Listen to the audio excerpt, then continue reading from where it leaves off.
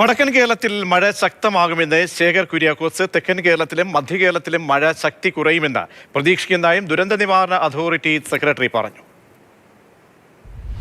കോട്ടയം, പത്തനംതിട്ട, ഇടുക്കി ജില്ലകളിൽ ഇന്നലെ രാത്രി പലയിടങ്ങളിലും അതിശക്തമായ മഴയാണ് പെയ്തത്. നമ്മളത് പ്രതീക്ഷിക്കുകയും ചെയ്തിരുന്നു. നമ്മൾ 302 മില്ലിമീറ്റർ മഴയാണ് ഏതാണ്ട് ഒരു 22 മണിക്കൂറിൽ വടശ്ശേരിക്കരയിൽ ഉണ്ടായത്. ലാഹയിൽ ഒരു 260 മില്ലിമീറ്റർ. വളരെ തീവ്രമായ മഴ തന്നെ ലഭിച്ചിട്ടുണ്ട്. അതുകൊണ്ടാണ് പല നദികളും കരകവിഞ്ഞൊഴുകുന്ന സ്ഥിതി വന്നത്.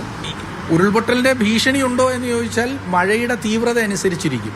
അപ്പോൾ ഇന്നലെ വൈകിട്ട് വരെ നിങ്ങളെല്ലാവരും ശ്രദ്ധിച്ചു കാണും, വലിയ കാര്യമായ മഴയൊന്നും കേരളത്തിലില്ല. പക്ഷേ ഇന്നലെ ഒറ്റ രാത്രിയിൽ, ഇന്ന് ഒരു 5-6 മണിക്കൂറിനിടയിൽ പെയ്ത മഴയുടെ തോതിലാണ് നമ്മൾ ഈ കാണുന്ന പ്രശ്നങ്ങളെല്ലാം ഉണ്ടായത്. മഴ മാത്രമല്ല, കാറ്റും, ശക്തമായ കാറ്റും. അപ്പോൾ നമ്മൾക്കിപ്പോൾ വളരെ കേന്ദ്രീകൃതമായി മഴ കിട്ടുന്നൊരു സാഹചര്യമാണുള്ളത്. അതിൻ്റെ ബുദ്ധിമുട്ടുകൾ നമ്മൾക്കുണ്ട്.